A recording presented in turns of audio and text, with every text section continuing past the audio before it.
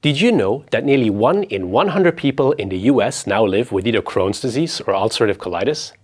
You can no longer call that a rare disease. If anything, it's quickly becoming a public health crisis. Full disclosure, the stats mentioned in this video are not made up.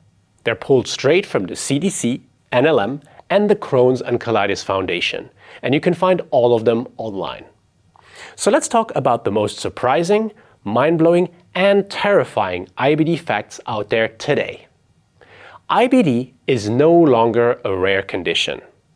In the US alone, up to 3.1 million people are currently living with Crohn's or colitis. That's close to 1 in 100 Americans. In the UK, over 500,000 people, or 1 in 123. In Canada and Denmark, the numbers are just as high. Looking at the current trends, experts see IBD become as common as diabetes or heart disease in certain groups. Most people think IBD primarily hits an older demographic, but that's wrong. Today, the average age of diagnosis is late teens to early 30s. The median for Crohn's, for example, is 29, and for ulcerative colitis, it's 35. Think students, young parents, or people just starting their careers. I was 29 when colitis decided to turn my life upside down. And get this, 25% of IBD patients are diagnosed before the age of 20, which translates into roughly over 100,000 kids and teens in the US alone right now. IBD does not spare anyone. For quite some time, IBD was referred to as a Western disease, but even that is changing. In the past decades, countries in Asia, Latin America, Africa, and the Middle East have seen massive spikes. China now has the highest number of IBD patients in the world. And East Asia saw a sharp rise in diagnoses from 1990 to 2021. So what is driving this shift? It's urbanization, processed food, environmental changes, and a stronger adoption to Western lifestyles. Here's the thing about IBD.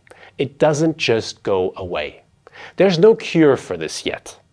Even if new cases stop today, which they won't, of course, the total number of people living with it keeps growing. Why, you ask? Because it's chronic. And most people don't die from IBD, they live with it. Even countries with more or less stable incidence rates are seeing overall cases increase every year. In many parts of North America and Europe, we're on track to hit 1% of the population with IBD within the next decade. Surging numbers of inflammatory bowel disease cases trigger emotional, physical, and financial consequences. In 2018, the US spent $8.5 billion on direct healthcare costs for IBD. Close to half of IBD patients have quit or lost a job because of active disease symptoms. Chronic flaring also provokes an uptick of depression and anxiety rates. And up to 80% of Crohn's patients will need surgery at some point in their lives. For ulcerative colitis, about 15% of people end up needing a colectomy.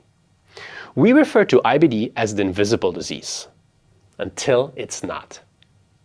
So what do we do with stats like these? We talk about them, we share them, we raise awareness. So if you have IBD, you are not alone. And if you don't, chances are you know someone who does. Let me know what stat shocked you the most. And for more honest IBD talks, please subscribe to the Colitis Unfiltered channel and join a growing community of IBD warriors today.